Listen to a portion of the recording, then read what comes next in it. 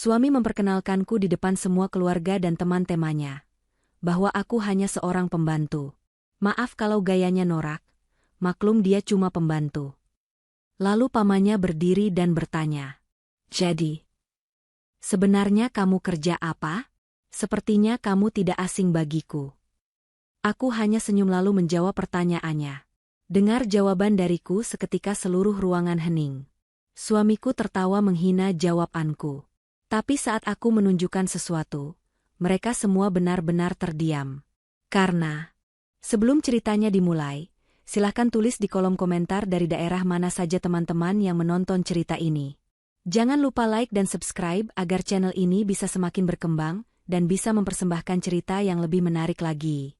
Suara pintu depan yang terbanting keras membuat keheningan di dalam rumah besar itu pecah seketika. Langkah kaki yang terburu-buru terdengar mendekat ke arah kamar utama. Aku yang sedang duduk di tepi ranjang sambil melipat pakaian bersih, hanya diam menunggu. Pintu kamar terbuka lebar menampakkan sosok suamiku, Niko, yang berdiri dengan napas memburu dan wajah penuh kekesalan. Dia melonggarkan dasinya dengan kasar dan melemparkan tas kerjanya ke sofa di sudut kamar, tanpa menoleh padaku. Sudah terbiasa bagiku melihat sikapnya yang seperti ini setiap kali pulang kerja. Sejak ia mendapatkan posisi manajer di Nusantara Group, sikapnya berubah drastis menjadi sangat arogan dan merasa dirinya adalah pusat dunia. Niko berjalan menuju lemari pakaian dan membukanya dengan kasar. Dia mengobrak-abrik isi lemari seolah sedang mencari sesuatu yang sangat penting namun tak kunjung ditemukannya. Mulutnya terus menggumamkan kata-kata kasar tentang betapa berantakannya rumah ini, padahal aku selalu memastikan semuanya rapi. Aku beranjak dari kasur dan mendekatinya dengan langkah pelan. Aku bertanya dengan suara lembut apa yang sedang dicarinya agar aku bisa membantu. Namun, Niko justru menepis tanganku yang hendak menyentuh bahunya. Dia menatapku dengan sorot mata tajam yang penuh dengan rasa jijik, seolah aku adalah kotoran yang menempel di sepatunya. Dia akhirnya menarik sebuah gantungan baju dari tumpukan paling belakang. Itu adalah sebuah gamis lama berbahan katun biasa yang sudah sering aku pakai bertahun-tahun lalu. Kainnya sudah tidak kaku lagi dan terlihat sedikit kusam, karena termakan usia dan sering dicuci. Tanpa peringatan, Niko melemparkan baju itu tepat ke arah wajahku. Kain itu menutupi pandanganku sesaat sebelum jatuh ke lantai di kakiku. Aku terdiam menatap baju itu, lalu menatap wajah suamiku yang kini berkacak pinggang dengan dagu terangkat tinggi. Niko berkata dengan nada memerintah bahwa malam ini ada acara besar yang wajib dihadiri oleh seluruh jajaran manajemen perusahaan. Itu adalah pesta ulang tahun perusahaan Nusantara Group yang sangat bergengsi. Peraturan perusahaan mewajibkan setiap pegawai membawa pasangannya masing-masing. Jika bukan karena peraturan itu, Niko menegaskan bahwa dia tidak akan sudi membawaku. Dia berkata bahwa dia lebih suka pergi sendiri, daripada harus terlihat bersanding dengan wanita yang menurutnya tidak punya kelas sepertiku. Kata-katanya begitu tajam menusuk hati, namun aku sudah melatih diriku untuk tidak memperlihatkan rasa sakit itu di hadapannya. Dia menunjuk gamis lusuh di lantai itu dan menyuruhku memakainya. Niko melarang keras aku berdandan berlebihan atau memakai pakaian bagus. Menurutnya, aku hanya akan mempermalukannya jika mencoba tampil cantik. Dia bilang aku tidak pantas bersaing dengan istri-istri pejabat perusahaan lain yang glamor dan elegan. Baginya, aku hanyalah istri rumahan yang tugasnya hanya di dapur dan kasur, jadi aku harus tampil sesuai dengan kodratku di matanya, yaitu rendahan dan tidak menarik perhatian. Dia tidak ingin ada orang yang berpikir aku menghabiskan uangnya untuk perawatan diri. Aku memungut gamis itu dengan tenang. Dalam hati aku tersenyum miris. Niko tidak tahu bahwa pakaian yang dia sebut lusuh dan tidak berkelas itu sebenarnya aku beli di pasar tradisional dengan uang sisa belanja yang dia berikan dengan sangat pelit. Selama ini dia tidak pernah memberiku uang lebih untuk membeli pakaian layak. Namun dia selalu menuntutku untuk tidak memalukan. Kontradiksi yang ada di kepalanya sungguh luar biasa. Aku menyanggupi perintahnya tanpa bantahan. Aku berkata akan segera bersiap dan mengenakan apa yang dia minta. Niko mendengus puas karena merasa berhasil menekan egoku. Dia kemudian berbalik menuju kamar mandi untuk membersihkan diri, meninggalkan aku sendirian dengan gamis itu. Saat suara air keran terdengar dari kamar mandi, aku berjalan menuju meja rias. Aku menatap wajahku di cermin. Wajah tanpa riasan tebal, namun bersih dan terawat. Niko terlalu buta untuk menyadari bahwa kulitku yang sehat ini adalah hasil perawatan rutin yang aku lakukan diam-diam dengan produk kualitas terbaik yang aku miliki sendiri. Dia pikir aku hanya memakai bedak murah. Aku membuka laci kecil di bawah meja rias yang memiliki kunci khusus. Dari sana, aku mengambil sebuah dompet kecil yang tersembunyi di bagian paling dalam. Aku mengeluarkan sebuah kartu akses tipis berwarna hitam pekat. Kartu itu terlihat sangat sederhana, namun memiliki berat yang berbeda dari kartu biasa. Di sudut kanannya terdapat logo Garuda kecil berwarna emas murni. Tidak ada nama yang tertulis di sana, hanya kode batang dan chip emas. Ini adalah kartu akses utama pemilik gedung Nusantara Group. Kartu yang bisa membuka pintu mana saja, mulai dari pintu masuk karyawan, lift pribadi, hingga brankas di ruang CEO. Kartu ini adalah bukti kekuasaan mutlak yang selama ini aku sembunyikan dari siapapun, termasuk Niko. Aku menyelipkan kartu itu ke dalam saku tersembunyi yang ada di balik jahitan gamis lusuh tersebut. Saku itu aku buat sendiri untuk menyimpan benda-benda penting saat aku harus menyamar menjadi wanita biasa. Setelah memastikan kartu itu aman, aku mulai mengenakan gamis tersebut. Ukurannya masih pas di tubuhku, meski potongannya sudah ketinggalan zaman.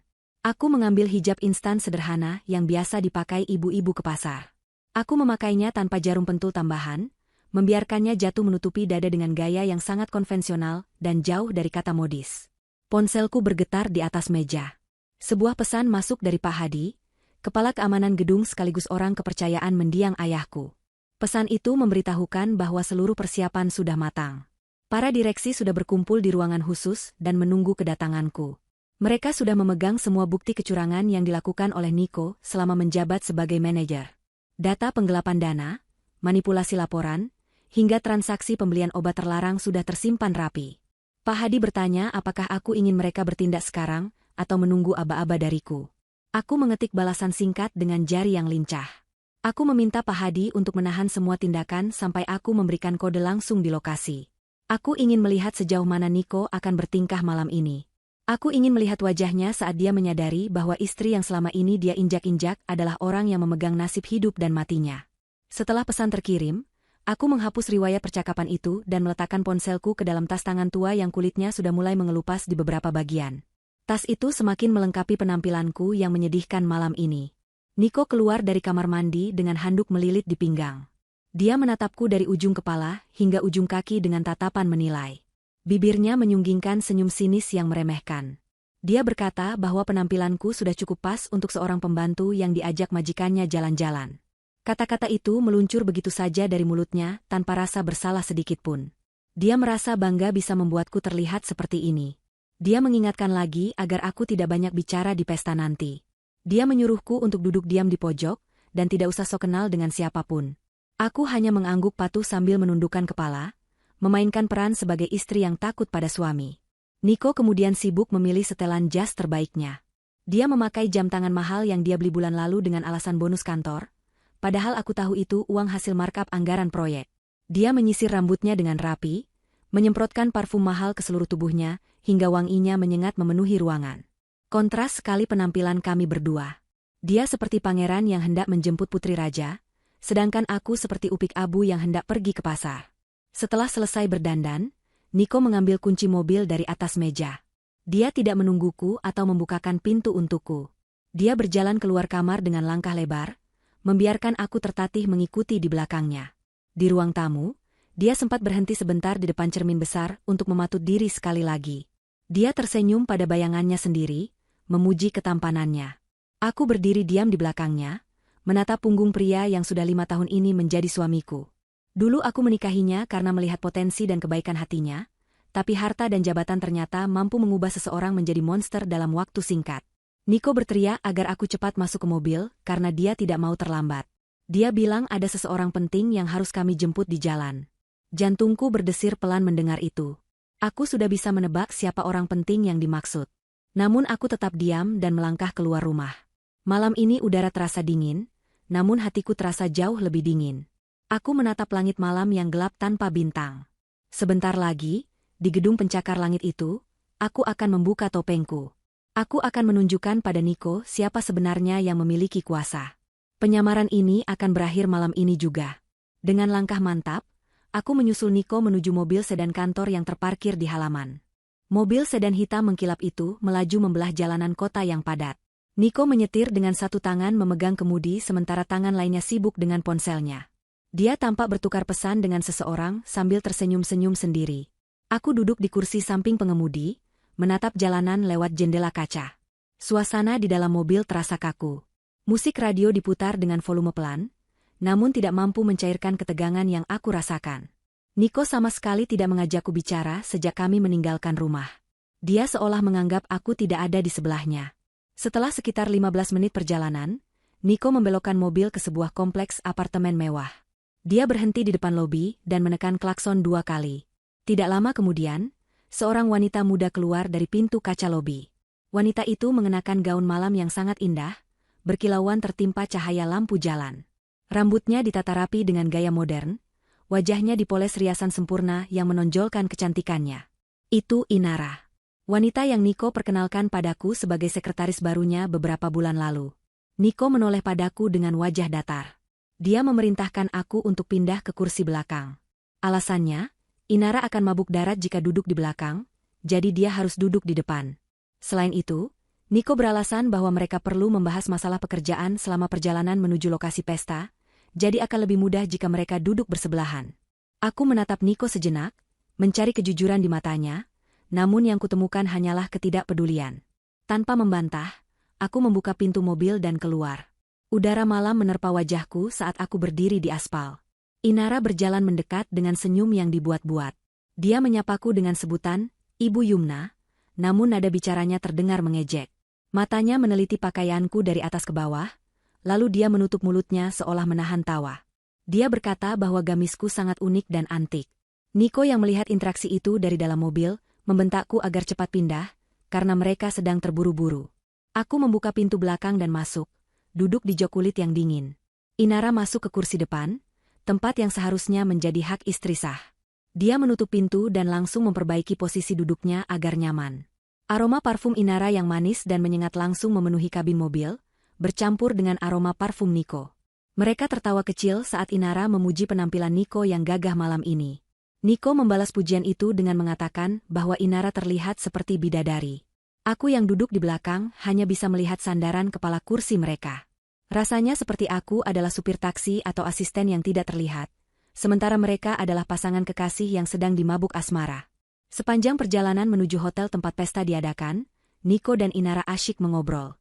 Mereka membicarakan tentang siapa saja direktur yang akan hadir, tentang peluang promosi Niko, dan tentang betapa membosankannya acara formal seperti ini. Sesekali tangan Niko terlihat menyentuh lengan Inara saat tertawa, sebuah gestur yang terlalu akrab untuk sekadar atasan dan bawahan. Mereka benar-benar menganggapku patung yang tidak punya perasaan. Inara tiba-tiba bertanya tentang pemilik perusahaan Nusantara Group. Dia mendengar rumor bahwa pemilik aslinya adalah seseorang yang sangat misterius dan jarang muncul di publik. Niko dengan sok tahu menjawab bahwa pemiliknya kemungkinan besar adalah orang tua bangka yang tinggal di luar negeri dan tidak peduli pada operasional perusahaan. Niko bahkan berani mengatakan bahwa jika dia menjadi direktur utama nanti, dia akan mengubah banyak kebijakan kuno perusahaan. Aku menahan diri untuk tidak tertawa mendengar kebodohan suamiku. Orang tua bangka yang dia bicarakan sedang duduk tepat di belakang punggungnya, mendengarkan setiap kata yang keluar dari mulutnya. Mobil akhirnya memasuki area lobi Hotel Bintang 5 yang menjadi lokasi acara. Kemewahan langsung terasa dari arsitektur pilar-pilar raksasa dan lampu kristal yang menggantung di langit-langit lobi luar. Petugas keamanan dan valet berseragam rapi bersiaga di setiap sudut. Mobil-mobil mewah berderet menurunkan tamu-tamu penting. Niko menghentikan mobil tepat di depan pintu utama. Dia mematikan mesin dan merapikan jasnya lagi. Seorang petugas valet bergegas mendekat. Namun, alih-alih membuka pintu pengemudi untuk Niko atau pintu depan untuk Inara, petugas itu justru berjalan cepat menuju pintu belakang tempat aku duduk. Petugas itu membungkuk hormat dengan sangat dalam sebelum membuka pintu mobilku. Perlakuan istimewa ini membuat Niko yang sedang melepas sabuk pengaman terheran-heran. Dia menatap petugas itu dengan bingung dari kaca spion tengah. Aku melangkah keluar dari mobil. Petugas valet itu, yang ternyata mengenali wajahku meski aku berpakaian sangat sederhana, menundukkan kepalanya dan menyapaku dengan suara sangat pelan namun penuh hormat, mengucapkan selamat datang. Aku hanya mengangguk kecil dan meletakkan jari telunjuk di bibirku, memberinya isyarat untuk diam dan tidak membongkar identitasku. Petugas itu mengerti seketika dan langsung menegakkan tubuhnya, kembali memasang wajah profesional. Niko dan Inara turun dari mobil. Niko langsung menghardik petugas itu. Dia bertanya dengan nada tinggi kenapa petugas itu malah melayani penumpang belakang terlebih dahulu, padahal dia adalah bos yang menyetir mobil ini. Niko merasa tersinggung karena merasa diabaikan. Petugas itu dengan cerdik menjawab bahwa sop hotel mengharuskan mereka membuka pintu belakang terlebih dahulu untuk keamanan. Niko mendengus kesal, tidak puas dengan jawaban itu namun tidak mau memperpanjang masalah karena banyak mata memandang. Niko melemparkan kunci mobil ke arah petugas valet dengan kasar. Dia kemudian berjalan memutar dan langsung menghampiri Inara, menawarkan lengannya untuk digandeng. Inara dengan manja melingkarkan tangannya di lengan Niko. Mereka berdiri bersisian, tampak serasi dengan pakaian mereka yang gemerlap. Sementara aku berdiri sendiri di sisi lain mobil, memegang tas tanganku yang mengelupas. "Ingat posisimu," bisik Niko padaku saat aku mendekat. "Kamu jalan di belakang kami. Jangan jalan sejajar. Aku tidak mau orang-orang bingung siapa pasanganku yang sebenarnya. Inara lebih pantas dilihat sebagai pendampingku malam ini daripada kamu dengan baju gembel itu." Kata-kata itu begitu menyakitkan, namun sekaligus membulatkan tekadku. Aku mundur 2 langkah, membiarkan mereka berjalan lebih dulu. Mereka melangkah masuk ke dalam lobi hotel yang megah, disambut oleh penerima tamu yang ramah. Aku berjalan mengikuti mereka dari jarak beberapa meter, persis seperti seorang pembantu yang mengikuti majikannya. Orang-orang di lobi menatap Niko dan Inara dengan kagum, lalu tatapan mereka beralih padaku dengan pandangan bertanya-tanya dan kasihan. Kami menuju ballroom utama. Suara musik orkestra sayup-sayup terdengar semakin jelas. Di pintu masuk ballroom, petugas pemeriksa undangan meminta kartu undangan. Niko menunjukkan undangannya dengan bangga. Petugas itu mempersilakan Niko dan Inara masuk, lalu menatapku ragu. Niko menoleh dan berkata pada petugas itu bahwa aku adalah rombongannya, asisten rumah tangga yang dia bawa untuk membantu membawakan barang-barang Inara jika diperlukan. Petugas itu mengernyitkan dahi, merasa aneh ada asisten rumah tangga diajak ke pesta sekelas ini, namun dia tetap mengizinkanku masuk. Di dalam ballroom, kemewahan benar-benar terpancar. Lampu gantung kristal raksasa, dekorasi bunga segar di setiap sudut, dan meja-meja bundar yang ditata apik. Para tamu undangan berdiri berkelompok, memegang gelas berisi jus buah segar dan air mineral, berbincang dengan tawa sopan. Niko langsung menarik Inara menuju kerumunan teman-teman kantornya. Dia ingin memamerkan sekretaris cantiknya, itu. Aku berjalan pelan menuju sudut ruangan yang agak gelap, berdiri di dekat pilar besar. Dari sini aku bisa melihat seluruh ruangan. Aku bisa melihat jajaran direksi yang duduk di meja VIP di dekat panggung. Dan aku bisa melihat Tuan Bagaskara, Paman Niko, yang sedang berbincang serius dengan beberapa investor. Panggung sandiwara sudah siap. Aktor utamanya sudah masuk ke dalam jebakan. Niko tertawa lepas di tengah teman-temannya, sesekali melirik ke arahku dengan tatapan mengejek untuk memastikan aku tetap di tempatku. Dia tidak tahu bahwa di balik pilar ini, aku sedang mengamati setiap gerak-geriknya, menunggu momen yang tepat untuk menghancurkan panggung kebanggaannya itu. Aku meraba saku gamisku, memastikan kartu akses itu masih ada di sana. Sebentar lagi, Niko. Sebentar lagi. Suasana di dalam ballroom hotel semakin malam semakin ramai. Udara dingin dari pendingin ruangan bercampur dengan aroma berbagai macam parfum mahal yang dipakai oleh para tamu undangan. Musik klasik yang dimainkan secara langsung oleh orkestra kecil di sudut panggung mengalun lembut, menciptakan latar suara yang elegan namun terasa mencekam bagiku. Aku masih berdiri diam di sudut ruangan, tepat di samping sebuah pilar besar yang setengahnya tertutup tirai beludru. Posisi ini memberiku pandangan luas ke seluruh penjuru ruangan, tanpa menarik perhatian orang lain. Aku melihat para pelayan berseragam rapi berlalu lalang membawa nampan berisi gelas-gelas kristal tinggi. Isinya bukan minuman keras, melainkan jus buah segar beraneka warna dan air mineral sparkling dengan irisan lemon, sesuai dengan kebijakan perusahaan Nusantara Group yang menjunjung tinggi etika dan kesehatan. Mataku tak lepas dari sosok Niko dan Inara yang berada di tengah ruangan. Mereka terlihat sangat menikmati perhatian yang didapat. Niko tertawa lebar, sesekali menepuk bahu rekan kerjanya dengan gaya sok akrab yang berlebihan. Inara berdiri di sisinya, menempel erat seolah takut kehilangan pegangan. Dia tersenyum manis pada setiap orang yang menyapa, memamerkan tas tangan bermerek yang aku tahu persis harganya, setara dengan gaji Niko selama 3 bulan. Tas itu dibeli Niko bulan lalu dengan alasan uang itu adalah bonus proyek. Padahal aku tahu itu adalah uang yang seharusnya dialokasikan untuk perbaikan fasilitas kantor cabang. Hatiku berdesir menahan amarah, bukan karena cemburu, melainkan karena muak melihat kemunafikan yang terpampang jelas di depan mata. Beberapa teman dekat Niko mulai berdatangan menghampiri mereka. Aku mengenali wajah-wajah itu. Mereka adalah rekan-rekan satu divisi Niko yang sering datang ke rumah kami untuk makan malam. Dulu, aku yang memasakkan hidangan untuk mereka, melayani mereka dengan ramah selayaknya tuan rumah yang baik. Namun malam ini, ingatan mereka sepertinya mendadak hilang. Mereka menyalami Niko dan menatap Inara dengan pandangan kagum. Salah satu dari mereka, seorang pria bertubuh gempal bernama Rudy, menyenggol lengan Niko sambil mengedipkan mata menggoda. Dia memuji Niko karena berhasil menggandeng wanita secantik Inara. Niko membusungkan dadanya bangga, menikmati pujian itu seolah Inara adalah trofi kemenangan. Tiba-tiba, pandangan Rudy bergeser. Matanya menangkap sosokku yang berdiri mematung di dekat pilar. Dia menyipitkan mata, berusaha mengenali wajah di balik hijab sederhana dan gamis lusuh yang aku kenakan. Perlahan, teman-teman Niko yang lain juga menoleh ke arahku. Bisik-bisik mulai terdengar di antara mereka.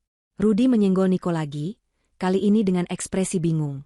Dia bertanya setengah berbisik namun suaranya cukup keras hingga terdengar olehku, menanyakan siapa wanita berhijab lusuh yang sedari tadi terus menatap ke arah mereka. Pertanyaan itu membuat lingkaran kecil pertemanan mereka hening sejenak. Inara menutup mulutnya dengan tangan, menahan tawa kecil yang meremehkan. Niko menoleh ke arahku dengan wajah yang berubah drastis. Senyum bangganya lenyap, digantikan oleh ekspresi jijik dan terganggu. Dia sadar bahwa keberadaanku di sana merusak pemandangan sempurna yang sedang dia bangun. Dengan langkah santai namun penuh arogansi, Niko menjawab pertanyaan Rudy dengan suara lantang yang sengaja dia keraskan agar orang-orang di sekitarnya bisa mendengar. Dia tertawa renyah, merangkul pinggang Inara semakin erat, lalu menunjuk lurus ke arah wajahku dengan jari telunjuknya. Dia berkata dengan nada santai bahwa teman-temannya tidak perlu bingung. "Oh, wanita itu? Maaf ya kalau gayanya norak dan bikin sakit mata kalian," ucap Niko sambil terkekeh. "Maklum, dia cuma pembantu di rumahku. Tadi aku terpaksa bawa dia karena Inara butuh asisten buat bawain tas dan barang-barang pribadinya kalau lelah. Tahu sendiri kan, orang kampung kalau diajak ke hotel mewah pasti bingung, makanya dia diam saja di pojok seperti patung." Gelak tawa seketika pecah di antara teman-teman Niko. Mereka tertawa terbahak-bahak seolah penghinaan itu adalah lelucon paling lucu malam ini. Rudy bahkan sampai memegangi perutnya saking gelinya. Dia menimpali dengan berkata pantas saja pakaianku terlihat seperti kain lap dapur. Inara ikut tertawa, suara tawanya terdengar melengking dan dibuat-buat. Dia menambahkan bumbu penghinaan dengan berkata bahwa dia sebenarnya kasihan padaku, makanya dia membujuk Niko untuk mengajakku agar aku bisa melihat dunia luar sesekali. Mereka semua mengangguk-angguk setuju, memandangku dengan tatapan iba yang palsu dan penuh penghinaan. Aku merasakan darahku berdesir hebat. Jantungku berpacu cepat, bukan karena malu, tapi karena menahan keinginan untuk melangkah maju dan menampar mulut mereka satu persatu saat itu juga. Namun, aku menahan diri. Aku menggigit bibir bawahku kuat-kuat, membiarkan rasa sakit fisik itu mengalihkan rasa sakit di hatiku. Aku tetap berdiri tegak, tidak menunduk, tidak menangis, dan tidak lari. Aku menatap mata Niko lurus-lurus dari kejauhan. Tatapan yang kosong namun tajam. Niko yang melihat reaksiku yang tenang justru semakin merasa di atas angin. Dia pikir aku terlalu bodoh untuk mengerti bahwa aku sedang dihina, atau terlalu takut untuk membela diri. Beberapa tamu lain yang berada di dekat situ mulai menoleh karena mendengar keributan tawa mereka. Beberapa dari mereka menatapku dengan pandangan simpati, namun tak ada yang berani mendekat atau membela. Di mata mereka, aku hanyalah orang kecil yang salah tempat. Niko kembali melanjutkan bualannya. Dia bercerita bahwa di rumah, kerjaku sangat lamban dan sering membuat kesalahan, tapi dia masih mempertahankanku karena kasihan. Kebohongan demi kebohongan meluncur mulus dari lidahnya. Dia menjadikan istrinya sendiri sebagai bahan lelucon demi menaikkan status sosialnya di depan teman-teman dan selingkuhannya. Di saat tawa mereka masih menggema, tiba-tiba suasana di pintu utama ballroom berubah. Musik orkestra mendadak berhenti. Lampu sorot utama yang tadinya menyapu seluruh ruangan kini terfokus ke arah pintu masuk yang besar dan megah. Pintu ganda berlapis emas itu terbuka lebar secara perlahan. Suara tawa di kelompok Niko seketika mati. Semua kepala menoleh ke arah pintu. Keheningan menyergap seluruh ruangan, menggantikan hiruk-pikuk percakapan yang tadi memenuhi udara. Aura kewibawaan yang sangat kuat terasa menyebar masuk bahkan sebelum sosok itu terlihat sepenuhnya. Seorang pria parubaya dengan setelan jas hitam formal melangkah masuk. Rambutnya sudah memutih sepenuhnya, namun tubuhnya masih tegap dan langkahnya mantap penuh percaya diri. Di belakangnya, dua orang asisten berjalan mengikuti dengan sigap. Itu adalah Tuan Bagaskara, paman Niko dari pihak ayahnya, sekaligus salah satu komisaris senior yang paling disegani di Nusantara Group. Beliau jarang sekali muncul di acara-acara publik kecuali acara tersebut sangat penting. Kehadirannya malam ini menandakan bahwa ada sesuatu yang besar yang akan terjadi. Tuan Bagaskara dikenal sebagai sosok yang tegas, tanpa kompromi, dan memiliki mata elang yang bisa mendeteksi kebohongan dari jarak jauh. Melihat pamannya datang, wajah Niko langsung berubah cerah. Dia melihat ini sebagai kesempatan emas untuk memamerkan posisinya yang baru dan memperkenalkan Inara pada keluarga besar perusahaan. Niko segera merapikan dasinya, menyisir rambutnya dengan jari, dan berbisik pada Inara untuk bersiap menyapa. Dia lupa bahwa baru saja dia merendahkan istrinya sendiri. Dia melangkah maju dengan percaya diri yang meluap-luap, meninggalkan teman-temannya di belakang, bersiap menyambut sang paman dengan senyum terlebar yang dia miliki. Aku hanya menghela napas panjang, melihat kebodohan yang akan segera terjadi. Niko berjalan cepat membelah kerumunan tamu untuk menyongsong Tuan Bagaskara. Dia berusaha terlihat menonjol di antara ratusan tamu lainnya. Saat jarak mereka sudah cukup dekat, Niko langsung membungkuk sedikit, memberikan salam hormat yang berlebihan. Dia menyapa pamannya dengan suara lantang dan penuh semangat, berharap semua orang melihat kedekatan mereka. Dia memperkenalkan dirinya seolah Tuan Bagaskara mungkin lupa padanya, lalu dengan cepat menarik tangan Inara agar mendekat. Niko memperkenalkan Inara sebagai rekan kerja terbaiknya yang sangat membantu performa divisi, sebuah kode halus untuk menunjukkan wanita pilihannya. Namun, reaksi Tuan Bagaskara sungguh di luar dugaan Niko. Pria tua itu hanya mengangguk sekilas, sangat singkat dan dingin, tanpa menghentikan langkah kakinya. Matanya sama sekali tidak melirik ke arah Inara yang sudah memasang senyum paling manis, dan menjulurkan tangan untuk bersalaman. Tangan Inara menggantung di udara, diabaikan begitu saja, membuatnya menarik kembali tangannya dengan canggung dan wajah memerah malu. Tuan Bagaskara seolah tidak melihat keberadaan Niko dan Inara. Pandangannya lurus ke depan, terkunci pada satu titik di sudut ruangan yang gelap. Niko yang bingung mencoba memanggil pamannya lagi, berusaha mengalihkan perhatian beliau kembali padanya. Dia bertanya tentang kabar kesehatan Tuan Bagaskara dan basa-basi lainnya. Tapi Tuan Bagaskara terus berjalan, melewati Niko begitu saja seolah Niko hanyalah tiang penyangga gedung yang tidak penting. Langkah kaki Tuan Bagaskara tegas dan terarah, menuju ke tempat di mana aku berdiri. Kerumunan tamu undangan secara otomatis membelah diri, memberikan jalan bagi sang komisaris utama. Suasana menjadi tegang. Semua orang bertanya-tanya kemana arah tujuan orang nomor 1 di jajaran komisaris ini. Jantungku berdegup lebih kencang saat melihat sosok wibawa itu semakin dekat. Aku tetap berdiri di posisiku, tidak bergerak satu inci pun. Aku menegakkan punggungku, mengangkat daguku sedikit, namun tetap mempertahankan ekspresi wajah yang tenang dan datar. Tuan Bagaskara akhirnya berhenti tepat 2 meter di hadapanku. Dia berdiri diam, menatapku lekat-lekat dari balik kacamata bacanya. Matanya menyipit, meneliti wajahku, mataku, dan caraku berdiri. Dia tidak melihat pakaian lusuhku, dia melihat sesuatu yang lain, sesuatu yang lebih dalam. Niko yang panik melihat pamannya menghampiri, pembantunya segera berlari menyusul. Dia takut aku akan melakukan sesuatu yang memalukan atau bicara sembarangan. Niko menyelinap di antara Tuan Bagaskara dan aku, mencoba menjadi penghalang. Dia tertawa gugup dan berkata pada pamannya bahwa beliau salah orang. Niko menjelaskan lagi dengan cepat bahwa wanita di depannya ini hanyalah pembantu yang dia bawa dari rumah, orang kampung yang tidak mengerti tata krama, jadi sebaiknya Tuan Bagaskara tidak perlu membuang waktu untuk bicara dengannya. Tuan Bagaskara mengangkat tangannya, memberi isyarat agar Niko diam. Gerakan tangan itu begitu otoriter, hingga membuat mulut Niko terkunci rapat seketika. Tuan Bagaskara menggeser tubuhnya sedikit agar bisa melihatku lagi tanpa terhalang tubuh Niko. Suasana di sekitar kami menjadi hening total. Musik orkestra bahkan terasa mengecil volumenya, seolah para pemusik pun ikut penasaran dengan drama yang sedang terjadi. Semua mata tertuju pada kami bertiga. Jadi, suara bariton Tuan Bagaskara terdengar berat dan bergema di keheningan itu. Sebenarnya kamu kerja apa, nak? Wajahmu, sepertinya kamu tidak asing bagiku. Sorot matamu mengingatkanku pada seseorang yang sangat aku hormati dulu. Seseorang yang mendirikan pondasi gedung ini dengan keringat dan darahnya. Pertanyaan itu menggantung di udara. Niko membelalakan matanya, terkejut mendengar pamannya bicara sehalus itu pada wanita yang dia sebut pembantu. Inara di belakang Niko tampak gelisah, mulai merasakan firasat buruk.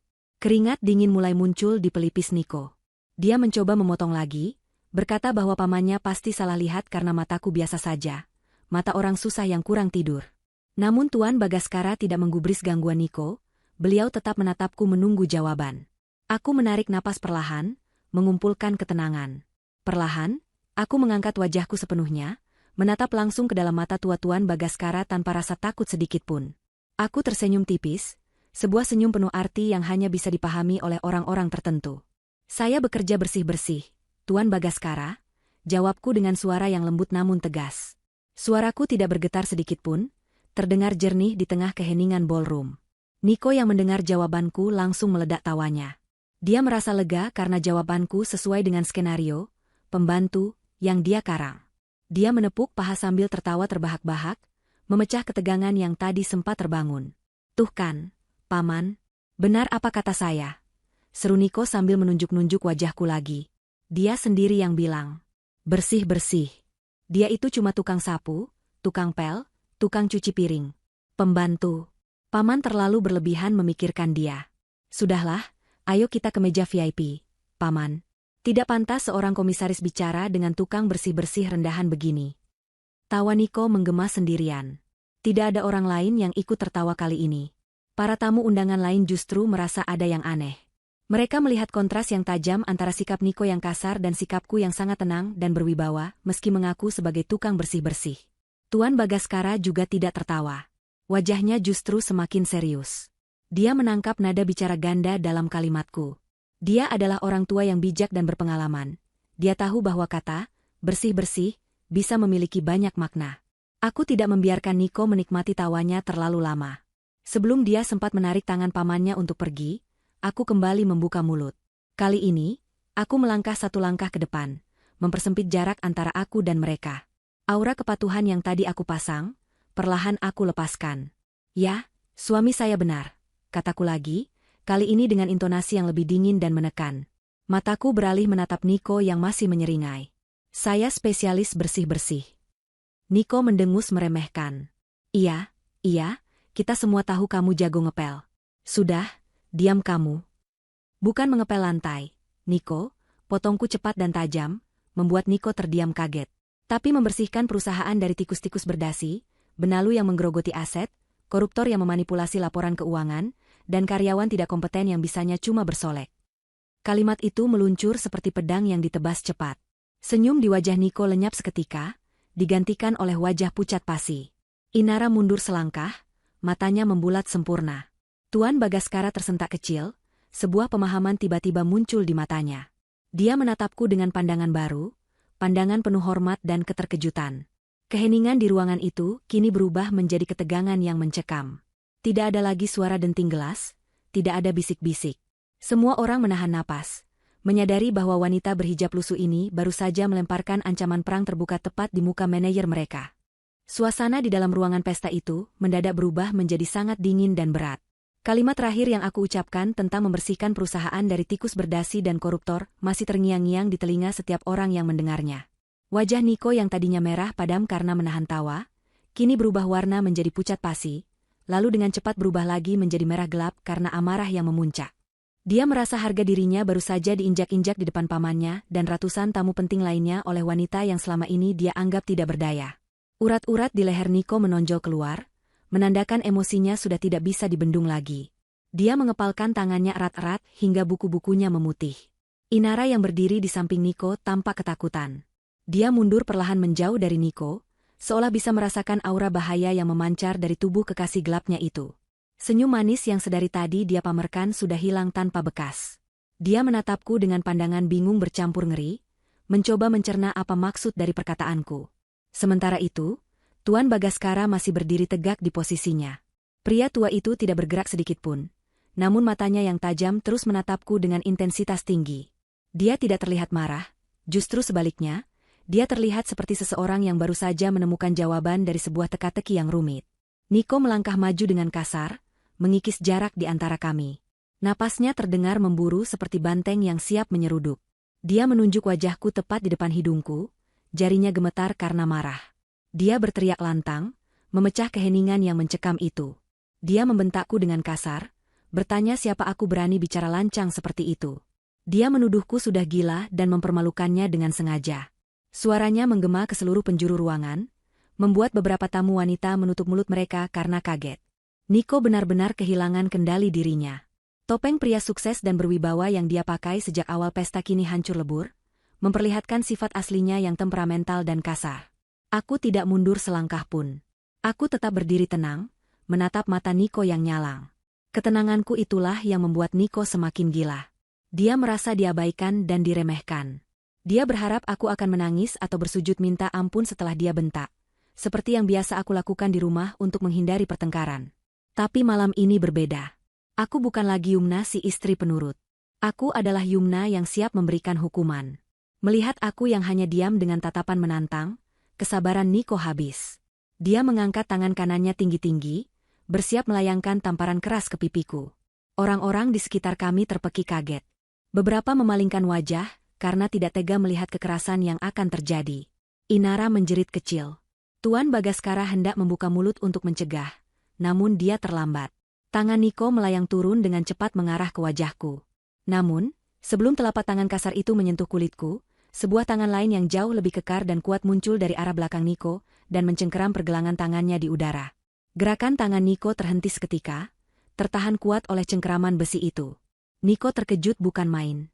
Dia menoleh ke belakang dengan mata melotot, siap memaki orang yang berani menghalanginya. Di belakangnya berdiri Pak Hadi, kepala keamanan gedung yang bertubuh besar dan tegap. Wajah Pak Hadi datar tanpa ekspresi, namun matanya memancarkan sorot tajam yang mengintimidasi. Pak Hadi tidak melepaskan cengkeramannya, justru menekannya lebih kuat hingga Niko meringis kesakitan. Niko berteriak pada Pak Hadi, bertanya apa yang dia lakukan dan memerintahkannya untuk melepaskan tangan. Niko mengingatkan Pak Hadi bahwa dia adalah manajer di sini, dan Pak Hadi hanya bawahan. Pak Hadi tidak menjawab teriakan Niko. Dia dengan tenang memutar lengan Niko ke arah punggung, memaksanya membungkuk menahan sakit. Gerakan itu sangat cepat dan taktis, menunjukkan kemampuan bela diri profesional. Niko meronta-ronta, berusaha melepaskan diri, tapi tenaga Pak Hadi jauh di atasnya. Pak Hadi kemudian berbicara dengan suara rendah namun tegas, cukup keras untuk didengar oleh orang-orang di lingkaran terdekat. Dia berkata bahwa tugasnya adalah mengamankan aset paling berharga perusahaan, dan siapapun yang mencoba menyakiti pemilik gedung ini akan berhadapan dengannya. Kalimat Pak Hadi membuat Niko terdiam sesaat di sela rintihannya. Dia bingung dengan kata-kata itu. Pemilik gedung? Siapa yang dimaksud Pak Hadi? Pikiran Niko terlalu kacau untuk menghubungkan titik-titik itu. Dia masih berpikir bahwa dia adalah korban di sini. Dia berteriak memanggil keamanan lain untuk menangkap Pak Hadi yang dianggapnya memberontak. Namun, tidak ada satupun petugas keamanan lain yang bergerak membantunya. Mereka semua berdiri tegak di pinggir ruangan, memandang lurus ke depan, seolah sudah tahu bahwa Pak Hadi melakukan hal yang benar. Tuan Bagaskara akhirnya melangkah maju. Dia menatap Niko yang sedang dikunci gerakannya oleh Pak Hadi dengan pandangan kecewa yang mendalam. Dia menggelengkan kepalanya pelan. Tuan Bagaskara berkata bahwa dia sangat malu melihat tingkah laku keponakannya malam ini. Dia tidak menyangka Niko bisa bersikap sebodoh dan sebrutal ini di depan umum. Niko memohon pembelaan pada pamannya, mengatakan bahwa aku yang memulainya dengan bicara ngawur. Tapi Tuan Bagaskara tidak mendengarkan. Dia justru menoleh padaku dan membungkuk sedikit. Sebuah gestur penghormatan yang membuat semua orang ternganga. Aku memberi isyarat mata pada Pak Hadi. Pak Hadi mengerti, dia tidak melepaskan Niko, tapi membawanya mundur beberapa langkah untuk memberiku jalan. Jalan menuju panggung utama kini terbuka lebar tanpa halangan. Aku merapikan hijabku sejenak, lalu mulai melangkah. Suara langkah kakiku yang mantap terdengar jelas di lantai marmer. Semua mata mengikuti gerakanku. Mereka melihat wanita dengan pakaian sederhana itu berjalan membelah kerumunan menuju pusat kekuasaan. Tidak ada lagi yang berani tertawa. Tidak ada lagi yang berani mencibir. Aura yang aku pancarkan kini murni aura kepemimpinan yang membuat siapapun secara naluriah menyingkir memberiku jalan. Saatnya sandiwara ini diakhiri dan kebenaran diungkapkan. Aku menaiki anak tangga menuju panggung utama dengan langkah perlahan dan anggun.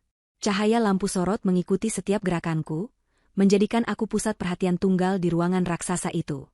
Di atas panggung, terdapat sebuah layar LED raksasa yang sedari tadi menampilkan logo ulang tahun perusahaan dan animasi grafis yang berputar-putar. Di samping layar itu terdapat sebuah podium kaca futuristik yang dilengkapi dengan panel sensor canggih. Panel ini biasanya hanya digunakan oleh direktur utama untuk presentasi, namun malam ini panel itu akan melayani tujuan yang jauh lebih besar. Niko yang masih ditahan oleh Pak Hadi di bawah panggung, terus memperhatikan dengan wajah bingung dan cemas. Dia berteriak bertanya apa yang akan aku lakukan di sana. Dia menyuruhku turun karena itu area terlarang. Inara juga terlihat semakin gelisah, dia mencoba menyelinap pergi ke arah pintu keluar. Namun dua orang petugas keamanan wanita dengan sigap menghalangi jalannya tanpa menyentuhnya, hanya berdiri kokoh memblokir akses keluar. Inara terjebak. Aku berdiri di depan podium. Aku merogoh saku tersembunyi di balik gamisku, dan mengeluarkan kartu akses berwarna hitam pekat yang tadi aku simpan. Kartu itu terlihat kontras dengan kulit tanganku. Aku mengangkat kartu itu sebentar, membiarkan cahaya lampu memantul pada chip emasnya, lalu dengan gerakan tegas aku menempelkan kartu itu ke atas panel sensor di podium. Bunyi bea panjang terdengar menggema melalui sistem pengeras suara. Layar raksasa di belakangku berkedip sekali, lalu seluruh animasi ulang tahun perusahaan menghilang. Layar berubah menjadi hitam total selama 2 detik, menciptakan ketegangan yang memuncak. Kemudian, sebuah logo Garuda emas muncul perlahan di tengah layar, diikuti oleh deretan data dan struktur organisasi perusahaan yang sangat rinci. Di posisi paling puncak struktur organisasi itu, terpampang sebuah foto besar. Itu adalah fotoku.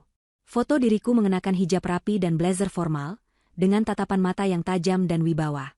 Di bawah foto itu tertulis nama lengkapku dengan huruf kapital besar, Yumna Al-Zahra, pemilik saham tunggal Chief Executive Officer, CEO, Nusantara Group. Suara tarikan napas kaget terdengar, serentak dari ratusan mulut di dalam ruangan. Gumaman tidak percaya mulai berdengung seperti suara lebah. Orang-orang saling berpandangan, lalu menatapku yang berdiri nyata di atas panggung dengan pakaian sederhana, kemudian menatap foto megah di layar. Tidak ada keraguan lagi. Wajah itu sama. Orang itu sama. Wanita yang baru saja dihina sebagai pembantu, adalah pemilik dari seluruh gedung dan perusahaan tempat mereka bekerja.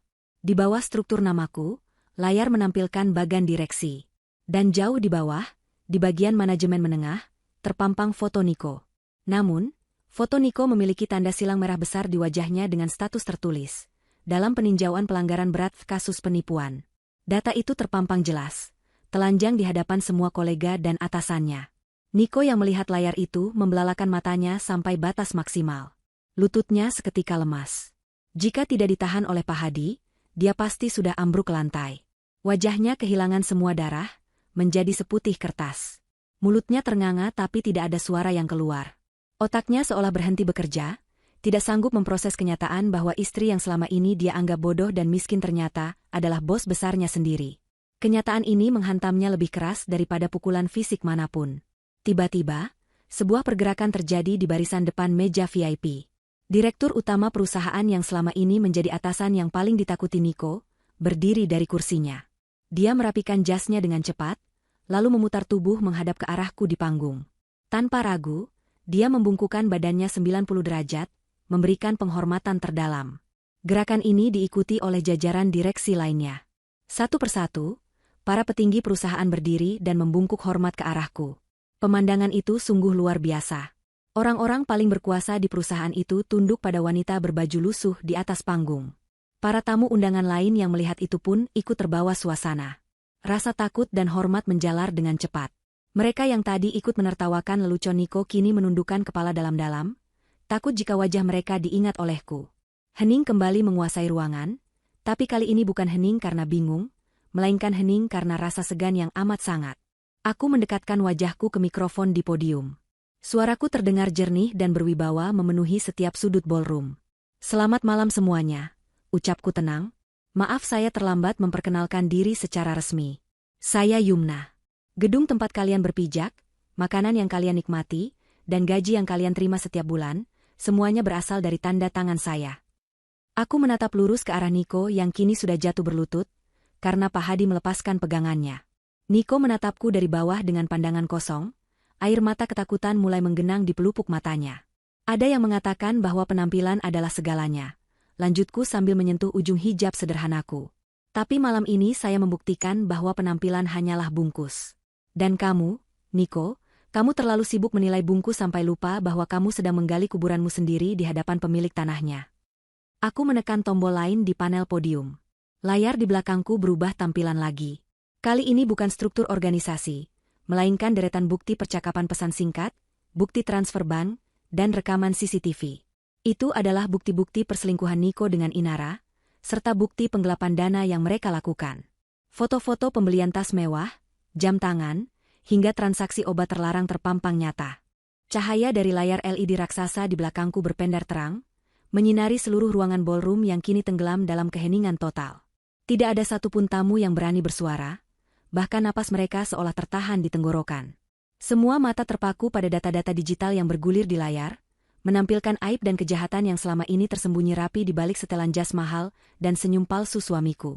Aku berdiri di podium dengan tenang, membiarkan fakta berbicara lebih keras daripada teriakan amarah manapun. Aku melihat Niko yang masih berlutut di bawah panggung, tubuhnya gemetar hebat bukan karena dinginnya pendingin ruangan, melainkan karena rasa takut yang menjalar hingga ke sumsum tulangnya. Dia menatap layar itu dengan mata nanar, seolah berharap ini semua hanyalah mimpi buruk yang akan segera berakhir saat dia terbangun. Namun ini bukan mimpi. Ini adalah realitas kejam yang dia ciptakan sendiri. Aku mengetuk panel kendali di podium sekali lagi. Layar di belakangku berubah tampilan. Kali ini bukan lagi struktur organisasi, melainkan deretan bukti transaksi perbankan yang sangat rinci. Terpampang jelas mutasi rekening perusahaan cabang yang dikelola oleh Nico. Angka-angka berwarna merah menyala menunjukkan aliran dana keluar yang tidak wajar. Di samping angka-angka itu, terdapat pindaian struk belanja dan tagihan kartu kredit. Para tamu undangan mulai berbisik-bisik, menunjuk ke arah layar dengan wajah tidak percaya. Mereka melihat bukti pembelian tas tangan mewah merek ternama seharga ratusan juta rupiah, perhiasan berlian, hingga tagihan menginap di suite hotel bintang 5 di luar kota. Semua transaksi itu dibayar menggunakan kartu kredit korporat, yang seharusnya digunakan untuk biaya operasional kantor dan menjamu klien penting. Aku mencondongkan tubuh ke mikrofon, suaraku menggema memenuhi ruangan, berat dan menghakimi. Aku mulai membacakan satu persatu bukti yang terpampang di sana. Aku menyebutkan tanggal transaksi di mana Nico beralasan sedang dinas luar kota untuk meninjau proyek. Namun bukti tagihan menunjukkan dia sedang berada di pusat perbelanjaan mewah membeli kalung berlian. Aku melihat ke arah Inara yang berdiri kaku di dekat pintu keluar yang dijaga ketat. Leher Inara berkilauan tertimpa cahaya lampu, dan semua orang kini sadar dari mana asal kalung yang melingkar indah di lehernya itu. Kalung itu dibeli dengan uang perusahaan, uang yang seharusnya menjadi hak karyawan dan pemegang saham. Wajah Inara pucat pasi, tangannya gemetar meraba lehernya sendiri, seolah kalung itu tiba-tiba berubah menjadi lilitan ular yang mencekik. Nico mencoba bangkit berdiri, kakinya goyah seperti orang mabuk. Dia berteriak dengan suara parau, berusaha menyangkal semua yang ada di layar. Dia menuduhku memalsukan data, dia berteriak bahwa itu semua fitnah keji yang dibuat oleh istrinya yang sakit hati. Dia berusaha meyakinkan teman-temannya dan Tuan Bagaskara, bahwa aku meretas sistem perusahaan untuk menjebaknya. Namun, teriakannya terdengar kosong dan putus asa. Tidak ada yang mendengarkannya. Data di layar itu terlalu detail, terlalu akurat, dan memiliki stempel verifikasi bank yang tidak mungkin dipalsukan dalam waktu singkat. Teriakan Nico justru membuatnya terlihat semakin menyedihkan, seperti pencuri yang tertangkap basah namun masih bersikeras bahwa dia hanya meminjam. Aku tidak mempedulikan teriakan Nico. Aku menekan tombol berikutnya. Layar berganti menampilkan rekaman CCTV. Kualitas gambarnya sangat jernih, definisi tinggi. Video itu memperlihatkan ruang kerja Nico di kantor. Di sana, terlihat jelas Nico sedang memberikan amplop tebal kepada seorang pria asing yang mencurigakan. Lalu video beralih ke rekaman lain, memperlihatkan Nico dan Inara sedang berada di sebuah klub malam privat. Di meja mereka, terlihat botol-botol minuman mahal dan bungkusan kecil berisi pil-pil berwarna-warni. Itu adalah obat terlarang. Video itu memperlihatkan Nico tertawa lepas sambil menelan pil tersebut, lalu memberikan sisanya kepada Inara. Wajah mereka terlihat sangat jelas, tidak bisa disangkal lagi. Suara desahan kaget terdengar dari para tamu undangan. Menggelapkan uang perusahaan adalah satu hal, tapi terlibat dengan obat terlarang adalah skandal yang jauh lebih besar dan fatal. Direktur utama yang berdiri di barisan depan, menggelengkan kepalanya dengan wajah merah pada menahan marah. Dia merasa dikhianati oleh bawahan yang selama ini dia percaya dan dia promosikan. Dia menatap Nico dengan pandangan jijik, seolah tidak mengenal pria yang kini terlihat hancur di depan panggung itu. Reputasi perusahaan dipertaruhkan malam ini, dan aku, sebagai pemilik tunggal, sedang membersihkan noda itu langsung dari sumbernya. Aku menatap Nico yang kini terdiam 1000 bahasa melihat video dirinya sedang berpesta obat terlarang diputar berulang-ulang di layar raksasa. Mulutnya ternganga, matanya kosong. Kartu as terakhirnya sudah mati. Tidak ada lagi penyangkalan yang bisa menyelamatkannya dari bukti visual sejelas ini. Aku kembali berbicara lewat mikrofon. Aku berkata pada Nico bahwa dia selalu menghina penampilanku. Dia bilang aku norak, kampungan, dan memalukan. Dia bilang gamis yang kupakai ini tidak berharga. Aku menatap tajam ke matanya dan berkata dengan nada dingin, bahwa satu set pakaian sederhana yang aku pakai ini dibeli dengan uang halal, uang hasil keringat dan kerja kerasku sendiri.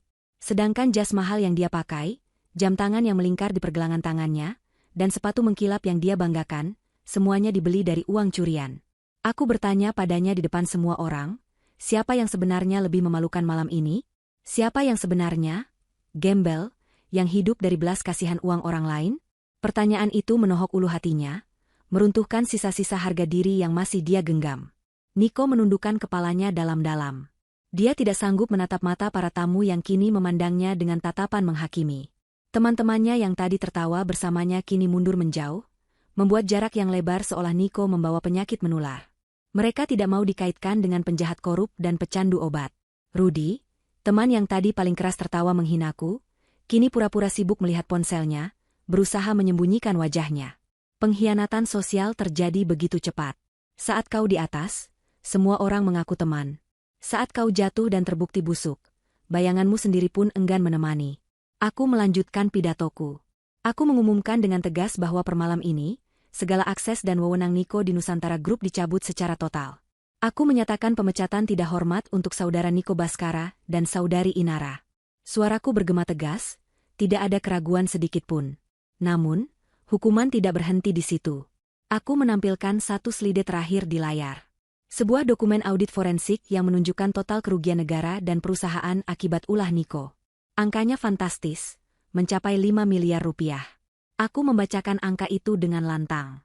5 miliar rupiah uang perusahaan yang dia pakai untuk foya-foya dan membiayai gaya hidup Inara. Aku menatap Niko dan berkata bahwa dia punya utang 5 miliar padaku. Dan aku menuntut pelunasan malam ini juga, atau seluruh aset pribadinya akan disita oleh tim legal perusahaan yang sudah bersiap di luar ruangan. Aku tahu Niko tidak punya uang sebanyak itu. Gajinya memang besar, tapi gaya hidupnya jauh lebih besar. Dia tidak punya tabungan, dia hanya punya utang dan gengsi. Wajah Niko semakin pucat mendengar nominal itu. Dia tahu dia sudah tamat. Dia bukan hanya kehilangan pekerjaan, tapi dia akan jatuh miskin, semiskin-miskinnya. Dia akan kehilangan rumah, mobil, dan segala kemewahan yang selama ini dia sembah.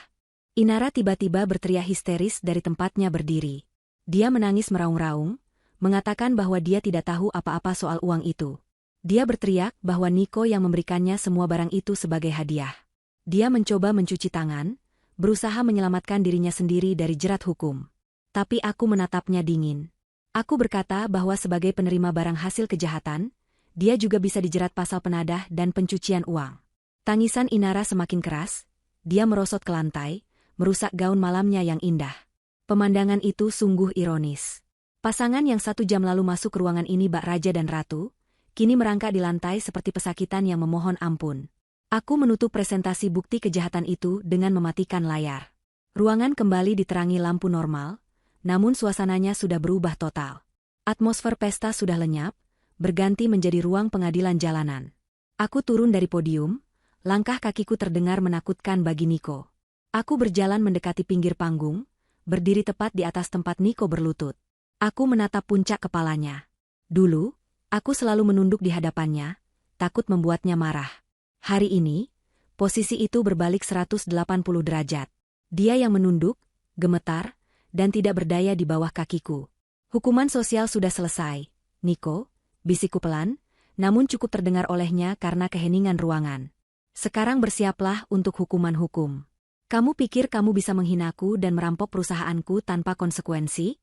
Kamu salah besar memilih lawan. Istri yang kamu sebut pembantu ini baru saja menyapu bersih masa depanmu. Niko mengangkat wajahnya perlahan. Matanya merah, air mata membasahi pipinya. Bukan air mata penyesalan, aku tahu itu.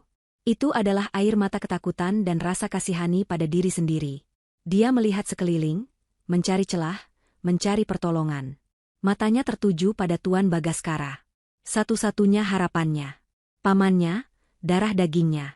Niko berpikir bahwa ikatan keluarga akan menyelamatkannya dari kehancuran total ini. Dia mulai merangkak. Ya, benar-benar merangkak dengan lutut dan tangannya di lantai marmer yang dingin, menuju ke arah Tuan Bagaskara yang berdiri mematung dengan wajah kecewa. Pemandangan seorang manajer yang merangkak seperti bayi di tengah pesta mewah sungguh menyedihkan dan menjijikan. Tapi itulah harga yang harus dibayar untuk kesombongan yang melampaui batas. Niko merangkak susah payah mendekati Tuan Bagaskara. Jas mahalnya kotor tersapu debu lantai, lutut celananya mungkin sudah robek tergesek marmer. Dia tidak peduli lagi dengan harga diri, insting bertahan hidupnya mengambil alih. Dia mencapai kaki pamannya dan memeluk kaki celana panjang bahan itu dengan erat. Dia menangis terseduh-seduh, suaranya pecah dan menyayat hati bagi siapapun yang tidak tahu kelakuan bejatnya. Dia memanggil-manggil, "Paman," berulang kali, memohon pertolongan, memohon agar pamannya berbicara padaku untuk mencabut semua tuduhan. Dia bersumpah demi Tuhan bahwa dia akan mengembalikan uang itu, dia akan bekerja seumur hidup tanpa gaji, asalkan dia tidak dipenjara dan tidak dipermalukan lebih jauh lagi. "Paman." Tolong aku, Paman. Aku keponakanmu. Darah dagingmu, raung Niko di kaki Tuan Bagaskara. Paman tahu aku orang baik. Aku cuma hilaf. Jangan biarkan mereka menangkapku. Bicara pada Yumna, Paman. Dia pasti dengar omongan Paman. Tolong aku. Tuan Bagaskara menatap ke bawah, melihat keponakannya yang sudah tidak berbentuk manusia beradab lagi. Wajah tua itu mengeras. Rahangnya mengetat menahan amarah yang sudah sampai di ubun-ubun. Selama ini dia membanggakan Niko, merekomendasikannya untuk posisi strategis, menjamin integritasnya di depan dewan direksi. Dan inilah balasan yang dia terima. Niko bukan hanya mencuri uang, tapi dia menghina pemilik perusahaan, orang yang paling dihormati Tuan Bagaskara, dan mempermalukan nama baik keluarga besar Bagaskara di hadapan ratusan kolega bisnis. Dengan gerakan tegas dan tanpa ragu, Tuan Bagaskara menyentakkan kakinya, melepaskan pelukan Niko hingga tubuh Niko terhuyung ke belakang dan jatuh terlentang. Niko terbelalak kaget, tidak menyangka akan ditendang oleh pamannya sendiri. Tuan Bagaskara menatap Niko dengan tatapan dingin, seolah sedang melihat sampah yang harus segera dibuang.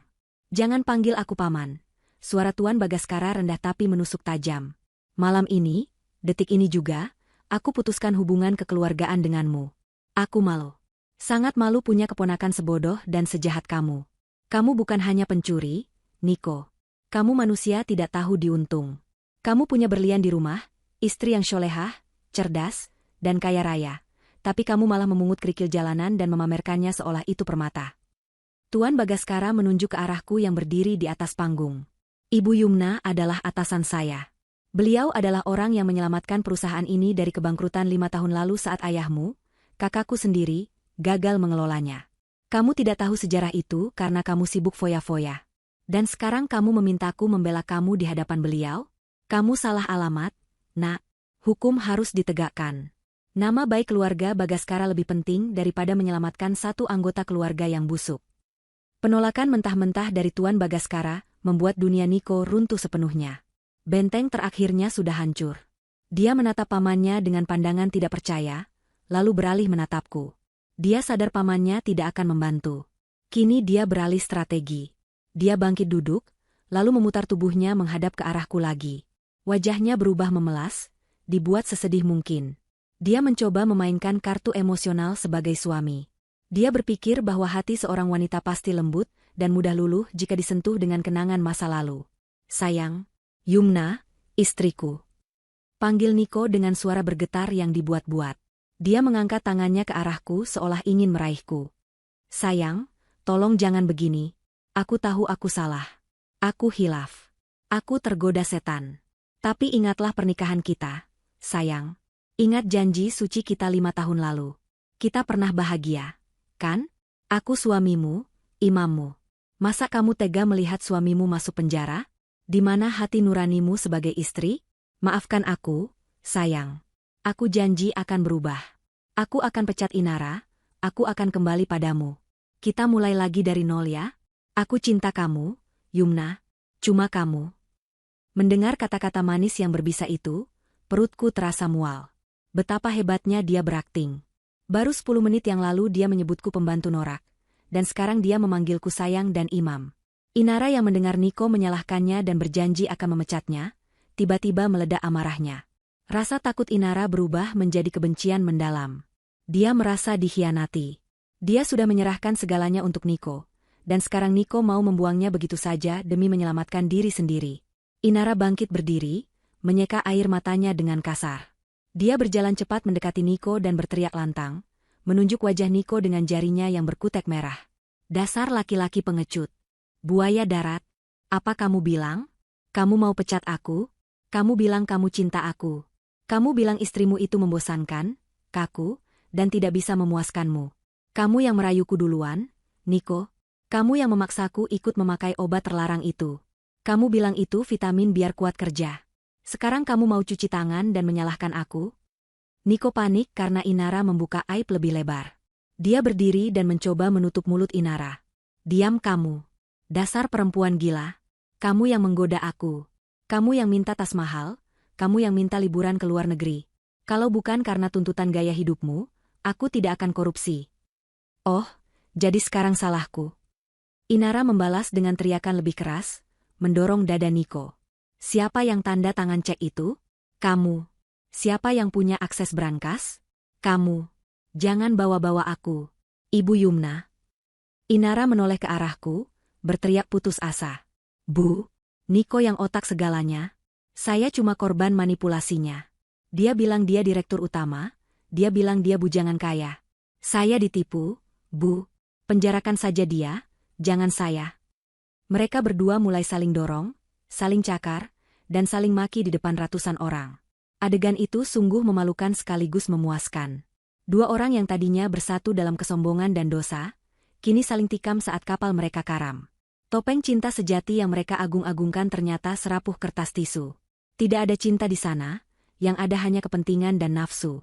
Saat kepentingan terancam, mereka menjadi binatang buas yang saling memangsa. Para tamu undangan menggelengkan kepala melihat tontonan drama picisan yang terjadi secara langsung itu. Tuan Bagaskara memalingkan wajah, tidak sudi melihat keponakannya berkelahi seperti preman pasar dengan wanita simpanannya. Aku hanya berdiri diam di atas panggung, menatap mereka dengan wajah datar tanpa emosi. Aku tidak perlu melakukan apa-apa lagi. Mereka menghancurkan diri mereka sendiri. Karma bekerja dengan cara yang lucu dan instan malam ini. Aku melihat jam tanganku. Waktunya sudah tepat.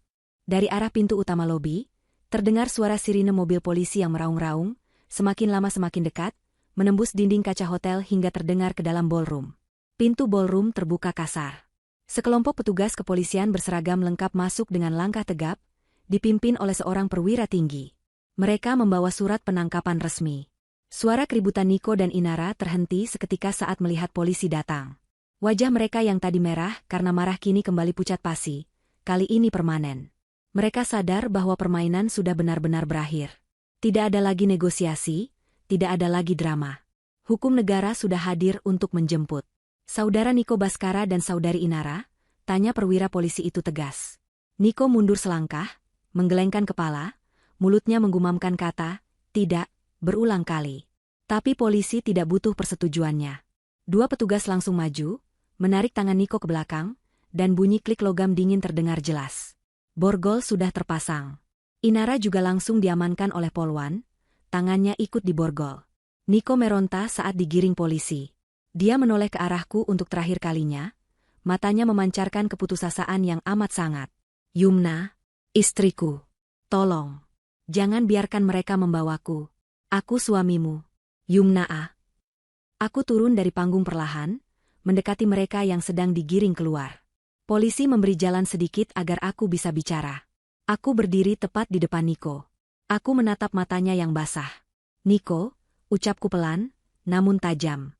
Ingat kata-katamu tadi? Gayamu norak, maklum cuma pembantu. Nah, sekarang dengarkan baik-baik. Rumah dinas yang kamu tempati, mobil sedan yang kamu banggakan, dan semua fasilitas mewah itu, kuncinya sudah ditarik oleh manajemen 5 menit yang lalu. Barang-barang pribadimu, baju-bajumu, semuanya sudah dikemas dalam plastik sampah hitam dan ditaruh di pos satpam depan. Kamu tidak punya rumah untuk pulang. Niko ternganga, air matanya menetes jatuh ke lantai. Dan satu lagi, lanjutku, mendekatkan wajahku ke telinganya. Jangan berharap aku akan menjengukmu atau membawakan makanan. Surat gugatan cerai akan dikirim pengacaraku besok pagi langsung ke sel tahananmu. Nikmatilah hidup barumu di penjara. Di sana, kamu akan belajar arti sebenarnya dari kata bersih-bersih. Selamat tinggal, mantan suami. Aku memundurkan langkah, memberi kode pada polisi untuk membawa mereka pergi. Niko berteriak histeris memanggil namaku saat dia diseret paksa keluar ruangan. Suaranya semakin lama semakin menjauh dan akhirnya hilang tertelan pintu yang tertutup. Inara hanya bisa menangis sesenggukan tanpa suara, kepalanya tertunduk dalam. Ruangan kembali hening. Beban berat di dadaku rasanya terangkat seketika. Udara terasa lebih segar. Aku menarik napas panjang, menghirup aroma kemenangan. Tuan Bagaskara berjalan mendekatiku. Dia menepuk bahuku pelan, sebuah gestur dukungan seorang ayah kepada anaknya. Kamu melakukan hal yang benar, Nak. Maafkan paman yang terlambat menyadari kebusukan ini. Aku tersenyum tulus pada pria tua itu. Tidak apa-apa, paman. Semuanya sudah selesai. Sekarang, kita punya pekerjaan rumah yang besar. Kita harus membersihkan sisa-sisa kekacauan ini dan membangun ulang kepercayaan tim. Malam itu, pesta ulang tahun perusahaan berubah menjadi malam pembersihan besar-besaran. Tidak ada pesta dansa, tidak ada hura-hura. Namun bagi seluruh karyawan yang jujur, malam itu adalah kemenangan moral yang tak ternilai harganya. Sang parasit telah dibuang, dan sang ratu telah kembali menduduki tahtanya dengan cara yang paling elegan. Hiruk-pikuk yang terjadi akibat penangkapan Nico dan Inara perlahan mereda, meninggalkan keheningan yang canggung di dalam ballroom hotel megah tersebut. Udara yang tadinya penuh dengan ketegangan kini terasa sedikit lebih ringan, meski sisa-sisa drama masih menggantung di langit-langit ruangan.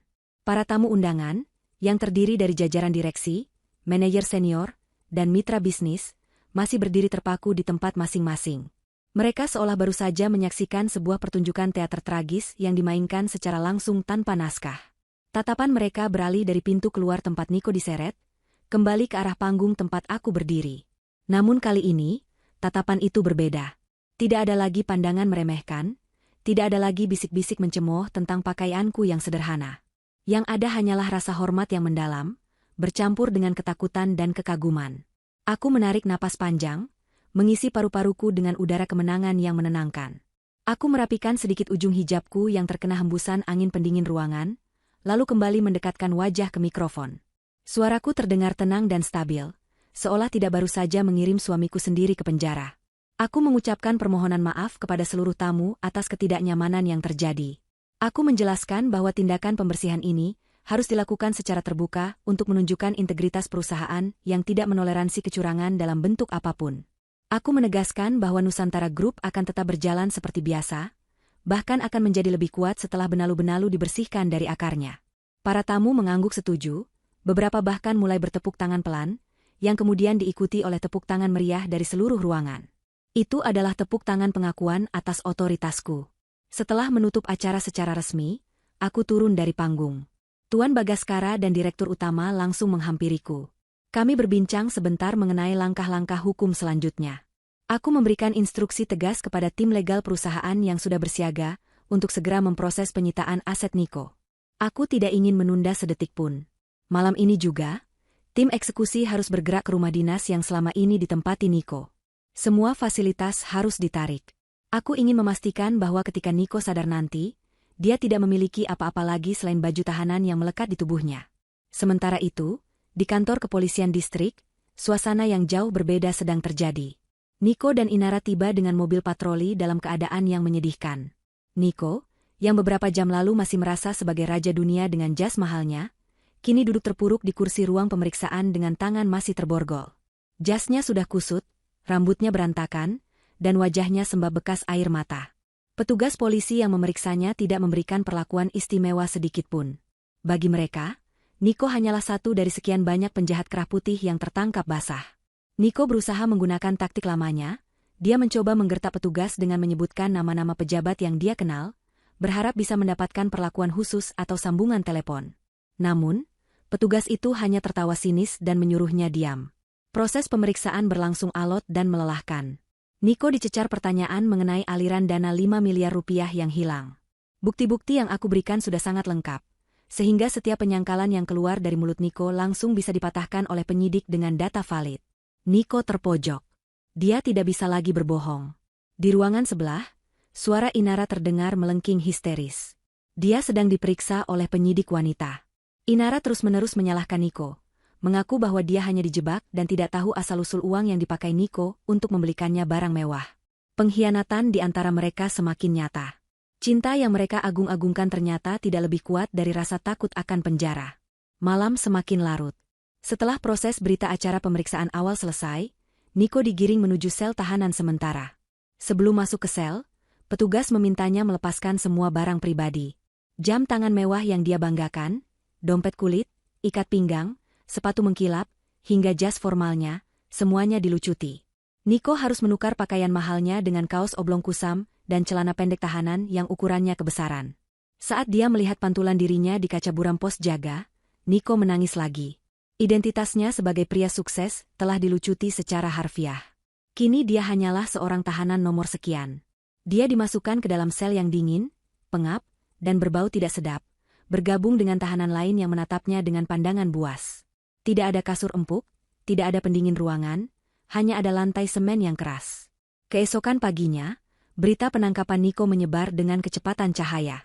Video saat aku membuka identitas asli di panggung, dan saat Niko diseret polisi menjadi viral di media sosial.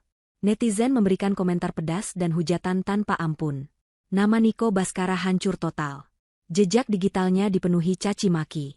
Teman-teman sosialitanya yang dulu sering memuji gaya hidup mewahnya, kini berlomba-lomba membuat klarifikasi bahwa mereka tidak dekat dengan Niko. Mereka memblokir akun media sosial Niko dan menghapus foto-foto kebersamaan mereka. Niko benar-benar diisolasi secara sosial. Dia menjadi paria, orang buangan yang tidak diinginkan oleh siapapun. Di saat yang sama, tim legal perusahaan didampingi petugas keamanan mendatangi rumah dinas yang selama ini ditempati Niko. Mereka membawa surat perintah pengosongan. Karena rumah itu adalah aset perusahaan, prosesnya berjalan cepat. Petugas masuk dan mulai mengemasi barang-barang. Namun, sesuai instruksiku, tidak ada perlakuan halus. Barang-barang pribadi Niko seperti baju-baju branded, koleksi sepatu, dan gadget, dimasukkan begitu saja ke dalam kantong plastik sampah hitam besar. Tidak ada koper rapi, tidak ada pelipatan yang hati-hati. Semuanya diperlakukan seperti sampah. Kantong-kantong plastik itu kemudian ditumpuk di pos satpam depan kompleks. Persis seperti yang aku katakan pada Niko. Mobil sedan dinas yang biasa dipakai Niko dan Inara untuk berselingkuh juga ditarik. Petugas mencabut kunci, memeriksa kondisi mesin, lalu membawa mobil itu pergi kembali ke garasi pusat perusahaan. Dalam hitungan jam, rumah mewah itu kosong melompong. Tidak ada lagi jejak kemewahan Niko di sana. Yang tersisa hanyalah dinding-dinding bisu yang menjadi saksi keangkuhan penghuninya yang lama. Tetangga sekitar menonton proses pengosongan itu dengan antusias, bergunjing tentang nasib tragis sang manajer sombong yang ternyata koruptor.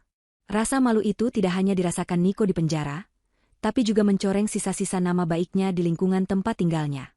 Siang harinya, seorang pengacara yang aku utus datang mengunjungi Niko di penjara. Niko yang melihat kedatangan pengacara berpakaian rapi, sempat memiliki secercah harapan. Dia mengira aku mengirim bantuan karena tidak tega. Dia berlari mendekati jeruji besi, wajahnya penuh harap. Namun, harapan itu hancur berkeping-keping saat pengacara itu tidak menyodorkan surat penangguhan penahanan, melainkan sebuah dokumen tebal berisi rincian utang dan gugatan perdata. Pengacara itu menjelaskan dengan dingin bahwa selain menghadapi hukuman penjara, Niko juga digugat untuk mengembalikan kerugian negara sebesar 5 miliar rupiah ditambah bunga dan denda. Karena Niko tidak memiliki uang tunai, maka seluruh aset pribadinya yang tersisa akan disita dan dilelang. Tabungan pribadinya yang tidak seberapa sudah dibekukan oleh bank atas permintaan penyidik. Tanah warisan kecil dari orang tuanya di kampung juga akan disita. Pengacara itu menegaskan bahwa Niko benar-benar jatuh miskin. Bahkan jika nanti dia keluar dari penjara bertahun-tahun kemudian, dia akan tetap dikejar oleh utang yang menumpuk ini. Dia akan hidup melarat seumur hidupnya. Niko merosot ke lantai sel, memegang kertas gugatan itu dengan tangan gemetar. Dia baru menyadari bahwa kemiskinan yang akan dia hadapi jauh lebih mengerikan daripada kemiskinan yang pernah dia hina pada diriku. Dulu dia menghinaku miskin karena berpakaian sederhana, padahal aku memiliki segalanya. Sekarang, dia benar-benar menjadi orang miskin dalam arti yang sesungguhnya. Tidak punya uang, tidak punya aset, tidak punya nama baik, dan tidak punya masa depan. Dia teringat kata-kataku tentang pembantu yang membersihkan sampah. Dia sadar, dialah sampah itu, dan dia telah dibuang ke tempat yang seharusnya. Penyesalan datang bergelombang menghantam dadanya, tapi itu adalah penyesalan yang terlambat dan egois. Dia tidak menyesal telah jahat, dia hanya menyesal karena ketahuan dan kehilangan segalanya. Di luar penjara, aku duduk di ruang kerjaku yang luas di lantai teratas gedung Nusantara Group. Aku melihat laporan dari tim legal bahwa proses penyitaan berjalan lancar. Aku menyesap teh hangatku dengan tenang. Tidak ada rasa sedih, tidak ada air mata untuk suami yang telah mengkhianati kepercayaan. Yang ada hanyalah rasa lega yang luar biasa. Beban berat yang selama 5 tahun ini menekan dadaku akhirnya hilang. Aku menatap pemandangan kota dari balik jendela kaca besar. Langit terlihat cerah hari ini. Aku telah berhasil membalikan keadaan, mengubah posisi dari yang terhina menjadi yang berkuasa, dari korban menjadi pemenang. Keadilan telah ditegakkan dengan cara yang paling menyakitkan bagi pelakunya. 1 tahun telah berlalu sejak malam pesta yang menggemparkan itu. Waktu berjalan begitu cepat bagi mereka yang sibuk berkarya, namun terasa sangat lambat bagi mereka yang menghitung hari di balik jeruji besi. Di sebuah lembaga pemasyarakatan yang padat dan pengap, seorang pria kurus dengan kepala gundul sedang berjongkok di lantai kamar mandi umum penjara. Tangannya memegang sikat WC yang sudah bulukan, menggosok noda membandel di lantai keramik yang kotor. Bau amonia dan kotoran menusuk hidung, membuat perut mual bagi siapa saja yang tidak terbiasa. Tapi pria itu, Niko, Sudah terbiasa. Atau lebih tepatnya, dipaksa terbiasa. Nasib memiliki selera humor yang ironis. Dulu, Niko menghina istrinya dengan sebutan tukang bersih-bersih atau pembantu hanya karena sang istri rajin merawat rumah. Sekarang, di dalam penjara, tugas harian Niko adalah menjadi petugas kebersihan blok. Setiap pagi buta, dia harus bangun, membersihkan selasar, menyikat WC umum yang dipakai ratusan narapidana, dan mengangkut sampah. Dia benar-benar menjadi tukang bersih-bersih dalam arti yang paling rendah. Tidak ada lagi jas mahal, tidak ada lagi parfum wangi. Tubuhnya kini bau keringat dan pembersih lantai murahan. Kulitnya yang dulu terawat kini kusam dan penuh bekas gigitan nyamuk atau luka gores. Niko berhenti sejenak untuk menyeka keringat di dahinya dengan lengan baju tahanannya yang kucel. Napasnya terengah-engah. Usianya belum terlalu tua, tapi beban hidup dan depresi membuatnya terlihat 10 tahun lebih tua. Pipinya cekung, matanya layu dan kehilangan cahaya. Di penjara, dia menjadi sasaran empuk perundungan narapidana lain. Statusnya sebagai mantan manajer koruptor yang sombong membuatnya dibenci. Tidak ada yang mau berteman dengannya. Bahkan Inara, yang ditahan di blok wanita, dikabarkan sudah menikah siri dengan seorang bandar narkoba di dalam penjara demi mendapatkan perlindungan dan uang jajan, melupakan Niko sepenuhnya seolah mereka tidak pernah saling kenal. Saat jam istirahat siang, Niko duduk di pojok kantin penjara, memakan nasi cadong, nasi jatah penjara yang keras dengan lauk tempe rebus yang hambar. Dia makan dengan lahap karena kelaparan, melupakan selera lidahnya yang dulu hanya mau makan di restoran mewah. Di sudut kantin, sebuah televisi tabung tua menyala, menayangkan berita siang. Biasanya Niko tidak peduli, tapi hari ini, suara penyita berita menyebutkan nama yang sangat dia kenal. Nama yang membuat jantungnya berhenti berdetak sesaat. Nusantara Group kembali mencatat rekor keuntungan tertinggi tahun ini di bawah kepemimpinan CEO Yumna Al-Zahra. Hari ini, Ibu Yumna meresmikan gedung pencakar langit baru yang didedikasikan sebagai pusat inkubasi bisnis syariah dan kegiatan sosial. Niko mendongak, matanya terpaku pada layar televisi yang bersemut. Di sana, dia melihat sosok wanita yang sangat anggun. Yumna, mantan istrinya. Yumna terlihat jauh lebih cantik dan bercahaya daripada yang pernah Niko ingat. Dia mengenakan busana muslim modern yang elegan, dengan hijab berwarna pastel yang membuatnya terlihat berwibawa namun tetap lembut. Wajahnya berseri-seri, senyumnya tulus dan penuh percaya diri. Di sampingnya berdiri Tuan Bagaskara, yang tampak sehat dan bangga mendampingi keponakan kesayangannya. Bukan Niko, tapi Yumna. Dalam tayangan itu, Yumna sedang menggunting pita peresmian, disambut tepuk tangan meriah dari para pejabat negara dan pengusaha sukses yang hadir. Wartawan berebut mewawancarainya, menanyakan rahasia kesuksesannya. Yumna menjawab dengan rendah hati, mengatakan bahwa kunci kesuksesan adalah kejujuran, kerja keras, dan keberanian untuk membuang hal-hal negatif dari hidup kita. Kalimat terakhir itu terasa seperti tamparan jarak jauh bagi Niko. Dia tahu persis, hal negatif, apa yang dimaksud Yumna. Itu adalah dia. Niko adalah hal negatif yang telah dibuang, dan lihatlah betapa tingginya Yumna terbang setelah beban itu lepas dari kakinya. Air mata menetes dari mata Niko, jatuh ke piring nasinya yang hambar. Rasa sesak memenuhi dadanya. Penyesalan yang datang kali ini terasa lebih menyakitkan, karena dia melihat kontras yang begitu nyata. Seharusnya dia ada di sana. Seharusnya dia berdiri di samping Yumna, menikmati kesuksesan itu, menjadi suami dari wanita hebat itu. Jika saja dia tidak serakah, jika saja dia tidak sombong, jika saja dia bisa menghargai istri yang tulus mencintainya dulu, hidupnya tidak akan berakhir di tempat kotor ini. Tapi nasi sudah menjadi bubur, dan bubur itu pun sudah basi. Dia telah membuang berlian demi menggenggam kotoran, dan sekarang dia harus hidup berlumur kotoran itu selamanya. Narapidana lain yang melihat Niko menangis hanya tertawa mengejek, melemparinya dengan kulit kacang, menambah kehinaannya. Sementara itu, di lokasi peresmian gedung baru, aku menutup sesi wawancara dengan senyum lega. Udara di luar gedung terasa sangat segar. Langit biru cerah seolah ikut merayakan pencapaianku hari ini. Tuan Bagaskara menepuk bahuku pelan. Ibumu dan ayahmu pasti bangga melihatmu sekarang. Nak, kamu bukan hanya mempertahankan warisan mereka, tapi mengembangkannya jauh lebih besar. Terima kasih, Paman. Ini semua berkat dukungan Paman juga, jawabku tulus. Dan soal masa lalu, Tuan Bagaskara ragu sejenak. Apakah kamu masih memikirkannya?